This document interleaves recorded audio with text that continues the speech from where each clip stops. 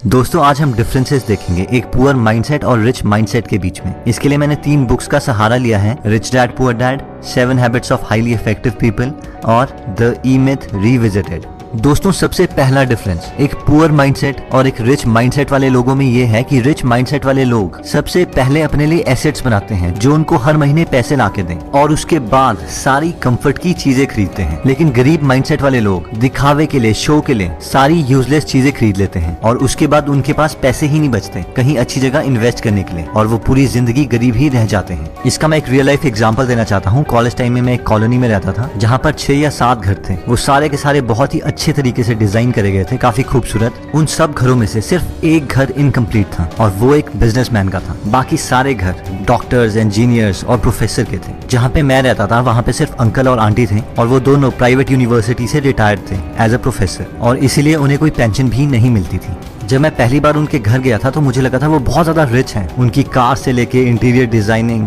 Furniture, हर चीज perfect थी। मैं उनके फर्स्ट फ्लोर में एक रूम में रहता था। मैंने बहुत बार नोटिस किया कि अंकल और आंटी की बहस होती थी पैसों के रिगार्डिंग। कोई भी एक्सेस खर्चा उनके बीच में टेंशन क्रिएट कर देता था। एक बार मैं अंकल के साथ उनकी बालकनी में बैठा हुआ था तो मैंने उनसे कहा कि आपके साथ वाले पड़ोसी ने शायद अपना घर कंप्लीट नहीं किया। तो इस पर उन्होंने कहा, हाँ बहुत कंजूस है, कार भी नॉर्मल सी रखी है, एक ही फ्लोर बनाया है, इनकी वजह से हमारी कॉलोनी अच्छी भी नहीं लगती, पता नहीं पैसे खर्चते ही नहीं।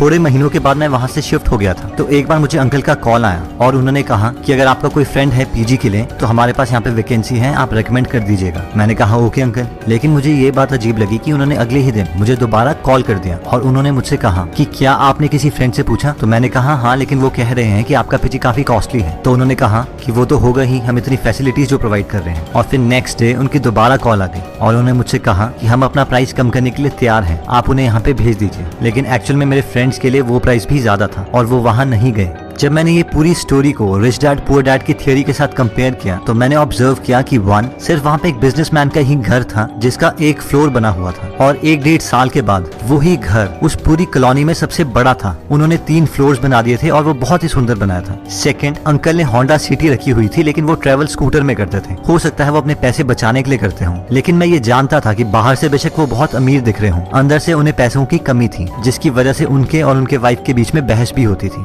और दोस्तों पुअर मेंटालिटी वाले लोग ऐसे ही गलतियां करते हैं। सैलरी 15,000 होगी लेकिन आईफोन 50,000 का ले लेंगे। जितनी रिक्वायरमेंट है उससे बहुत बड़ी गाड़ी लोन पे ले लेंगे। 10-10 हजार की जीन्स ले लेंगे, शूज ले लेंगे। लेकिन अमीर मेंटालिटी वाले लोग इस चीज को एक्चुअल में कैलकुलेट करते हैं कि कोई भी प्रोडक्ट उन्हें कितनी वैल्यू प्रोवाइड कर सकता है और तभी उसके लिए पे करते हैं। नेक्स्ट पॉइंट कहता है कि अमीर मेंटालिटी वाले लोग सबसे पहले खुद को पे करते हैं, उसके बाद किसी और को। आप में से बहुत सारे लोगों ने रिच डैड पुअर डैड पढ़ी होगी लेकिन बहुत कम लोग रॉबर्ट और उनकी वाइफ किम कियोसाकी की एक्चुअल स्टोरी जानते हैं। इन दोनों की शादी से पहले रॉबर्ट बहुत ज्यादा उधार पर थे। ये दोनों चाहते थे कि अपनी लाइफ को इम्प्रूव करें लेकिन इनकी मंथली सैलरी से ज्यादा इनकी मंथली लोन इंस्टॉलमेंट्स थी जो इन्हें देनी पड़ती थी। लेकिन रॉबर्ट को अपने रिच डैड के सारे प्रिंसिपल्स याद थे जिन्होंने कहा था कि अपने आप को सबसे पहले पे करो। इसीलिए रॉबर्ट कहते हैं कि हम अपनी सैलरी का 20% हमेशा सेव करते थे। फिर चाहे उधार वाले लोगों से जितना मर्जी प्रेशर क्यों ना आ रहा हो, उस प्रेशर को हम एज अ मोटिवेशन यूटिलाइज करते थे और एक्स्ट्रा काम करके इंस्टॉलमेंट्स के लिए पैसा इकट्ठा करते थे, क्योंकि ये जानते थे अगर ये पहले उधार देने लग जाएंगे और अपने लिए कुछ भी सेव नहीं करेंगे तो ये कभी भी अमीर नहीं बन पाएंगे। और बाद में इन्होंने अपने सेव करे हुए पैसों से ही बाकी इन्वेस्टमेंट्स करी और फाइनली मिलियनेयर बन गए।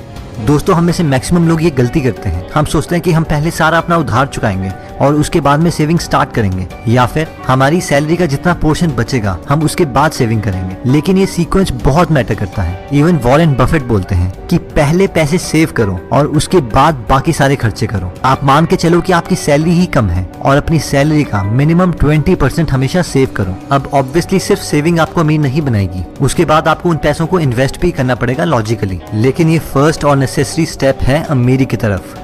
नेक्स्ट पॉइंट कहता है कि अमीर मेंटालिटी वाले लोग अपने स्किल्स को पूरी जिंदगी भर इम्प्रूव करते रहते हैं। इसी प्रिंसिपल को 7 habits of highly effective people book में शार्पन द सॉ के नाम से बताया गया है। क्या आपने कभी ये नोटिस किया है कि बहुत कॉस्टली प्रोडक्ट्स की एडवर्टाइजमेंट कभी भी टीवी में नहीं दिखाई जाती? कभी भी फरारी वाले आपको टीवी में एडवर्टाइज करके ये नहीं बोलेंगे कि आप उनसे फरारी खरीद लो। ना ही कोई हेलीकॉप्टर की कंपनी या प्राइवेट जेट की कंपनी आपको अपना प्रोडक्ट दिखाने के लिए पैसे खर्च करेगी। लेकिन अब सवाल आता है कि ऐसा क्यों है? मैक्सिमम पॉपुलेशन तो टीवी ही देखती है। ऐसा इसलिए है क्योंकि ये लोग जानते हैं कि जो लोग इन प्रोडक्ट्स को एक्चुअल में खरीद सकते हैं वो अपना टाइम टेलीविजन में वेस्ट नहीं करते। ज्यादातर मिडिल क्लास मेंटालिटी वाले लोग graduation, post graduation, PhD, post doc कर चुके हैं, इसलिए वो सोचते हैं कि वो रेस्ट डिजर्व करते हैं और उन्हें कुछ नया सीखने की जरूरत नहीं है, और वो आराम से जॉब के बाद घर में आते हैं और टीवी देख के अपने को रिलैक्स करते हैं, क्योंकि वो सोचते हैं वो इस चीज को डिजर्व करते हैं। वैसे ही कहीं मिडिल क्लास बिजनेसमैन घर में आके आराम से सीरियल्स देखते हैं। नई चीजें सीखना उनके दिमाग में प्रेशर क्रिएट करता है, लेकिन रिच मेंटालिटी वाले लोग ये जानते हैं कि उन्हें अपनी स्किल्स पूरी जिंदगी भर इंप्रूव करते रहनी है। नई चीजें सीखना उनका पैशन है, ये चीज ही उन्हें रिलैक्स करती है। अगर हम बिल गेट्स का एग्जांपल लें तो वो माइक्रोसॉफ्ट से रिटायरमेंट ले चुके हैं, वो एक बिलियनर है, उन्हें कुछ करने की जरूरत नहीं है,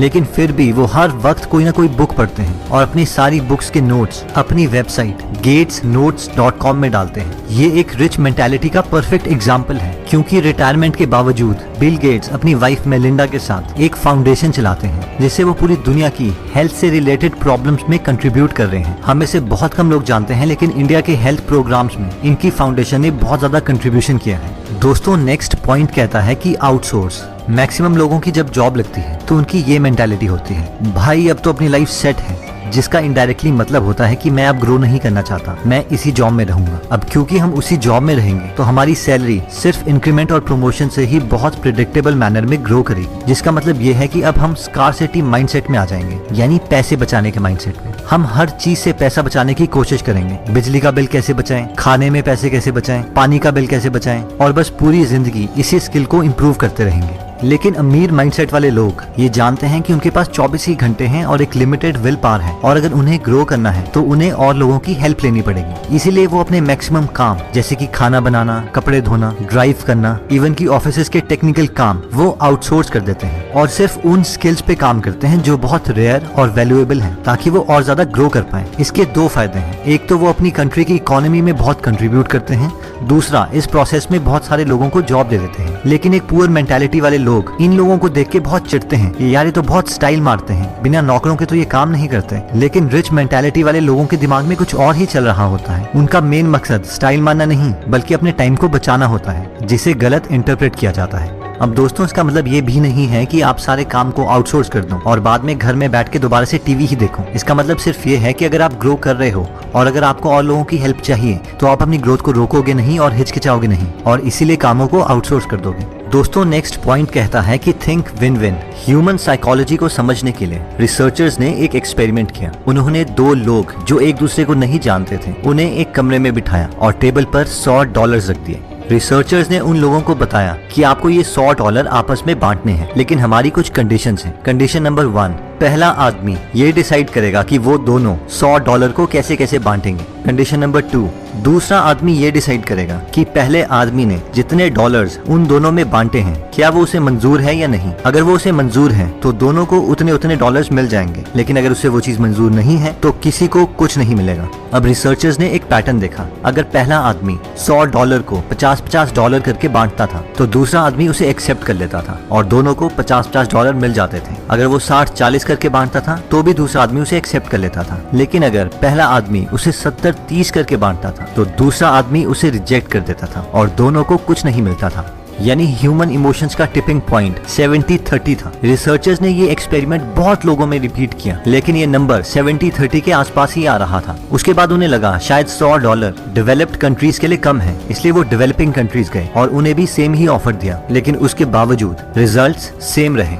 अगर आप दूसरे आदमी होते तो आपका भी यही डिसीजन होता कि पहले आदमी ने अपने को 70 क्यों दिए और मुझे सिर्फ $30, इसलिए मैं भी उसे 70 क्यों लेने दूं। और शायद आप इमोशनली ठीक भी होते, लेकिन अगर हम इसे लॉजिकली देखें तो आपको वैसे भी कुछ नहीं मिल रहा था। आपको सिर्फ हाँ बोलनी थी और आपको वो डॉलर्स मिल जाते हैं। लेकिन मैक्सिमम लोग इस डील को ना ही बोलते हैं, और ये पुअर माइंडसेट वाले लोगों की साइकोलॉजी है, जहाँ पे जेलसी, चिढ़, कॉम्पिटिशन जैसे इमोशंस हैं। लेकिन एक रिच माइंडसेट वाले लोग हमेशा अपना दिमाग यूज करके कोई ना कोई ऐसा मेथड निकाल देते हैं जिससे दोनों का फायदा हो सके। वो विन विन में बिलीव करते हैं, विन लूज या लूज लूज वाली डील्स वो नहीं करते। इवन विन विन सिचुएशन में अगर उन्हें कम परसेंटेज भी मिल रही हो, फिर भी वो उस डील को कर लेंगे, क्योंकि वो जानते हैं कि वो हजारों ऐसी अपॉर्चुनिटीज और क्रिएट कर देंगे और अपने लिए और बाकियों के लिए भी एक अच्छा प्रॉफिट कमा देंगे। तो दोस्तों इस वीडियो में हमने 5 पॉइंट्स कवर करें। सबसे पहला था फर्स्ट एसेट्स देन कंफर्ट। सबसे पहले ऐसे सोर्सेज क्रिएट करें जिससे आपको पैसे आए और उसके बाद ही कंफर्टेबल और शो वाली चीजें खरीदें। सेकंड, पे योरसेल्फ फर्स्ट। सबसे पहले खुद को पे करें। हमेशा कोशिश कीजिए कि अपनी इनकम का एटलीस्ट 20% पहले सेव करें, चाहे आप पे जितना मर्जी प्रेशर आ रहा हो। ये मान के चलें कि आपकी सैलरी ही कम है और बाद में उस 20% का कुछ परसेंटेज इन्वेस्ट करना सीखें। थर्ड हमने किया था आउटसोर्स। अगर आप अपने को इम्प्रूव कर रहे हैं और आपको टाइम की जरूरत है तो आप अपने काम आउटसोर्स कर सकते हैं। इन चीजों में कंजूसी ना दिखाएं।